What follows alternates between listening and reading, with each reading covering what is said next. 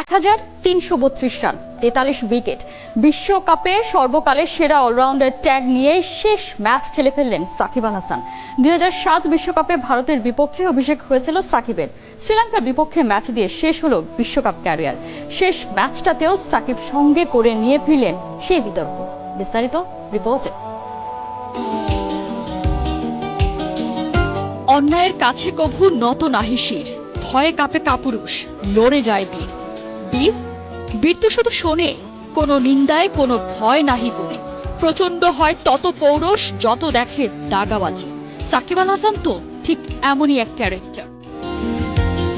লঙ্কানদের বিপক্ষে সাকিব মাঠে নেমেছিলেন পেইন কিলার খেয়ে। মনে মনে হয়তো টের পেয়েছিলেন হতে পারে এটাই শেষ, আজ নয় তো আর কবে। 146 বছরের ইতিহাসকে তাই গুড়িয়ে নিজের গায়ে নিন্দার জামা জড়িয়ে সাকিব দেশের হাতে তুলে দিলেন চ্যাম্পিয়ন্স ট্রফির লাইফলাইন। কেউ জানল না, কেউ কিচ্ছু টেরও পেল না। বিশ্বসেরা অলরাউন্ডার খেলেই ফেললেন বিশ্বকাপে তার শেষ ম্যাচ। মহানায়করা বোধহয় নিজেদের স্ক্রিপ্ট লেখেন নিজ হাতে এমনি করে। 2007 থেকে 2023 পোর্ট অফ স্পেন থেকে দিল্লি, বিশ্বকাপে সাকিবের শুরুটা ভারতের বিপক্ষে। ওই ম্যাচটা যেদিন বাংলাদেশের কাছে হেরেছিল টিম ইন্ডিয়া।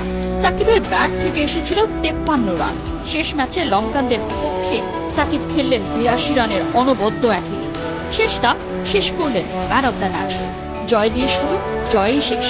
এমার্জিং সেই ছেলেটার গায়ে একজন কিংবদন্তির ট্যাগ। নাম্বার 75 এর নায়ক থেকে মহানায়ক হওয়ার গল্পটা কে না জানে। জানে না কেবল তার হৃদয়ের রক্তক্ষরণ।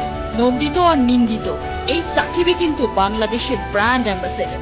দেশকে তালিকার শীর্ষে তুলতে হয় কেমন করে, তাও তিনিই শিখিয়ে গেলেন। নিন্দার ঝড় ধেয়ে এসেছে বারবার, ততই তিনি হয়েছেন আরো প্রবল। যেতে বেলাতেও হৃদয় মিরাজদের বলে গেলেন, মাথাটা রাখতে হয় উঁচু করে, তবেই না ওই আকাশটাও করবে সেলাম। আজ থেকে বহু বছর পরে কিচ্ছু নায়ের এই পোড়া দেশে ওই ছোট্ট ছেলেটাও ছাতি ফুলিয়ে বলবে, আমাদেরও একজন মহাকাব্যের মহানায়ক ছিল। প্রশ্ন, প্রত্যাশা, বিতর্ক, ভালোবাসা। যে সব সামলাতো সব্যসাচী হয়ে। যে পারে সে নাকি সবই পারে, এমনই তো বলেন মিস্টার অলরাউন্ডার। সবকিছুর জন্য ধন্যবাদ লেজেন্ড সাকিব আল হাসান।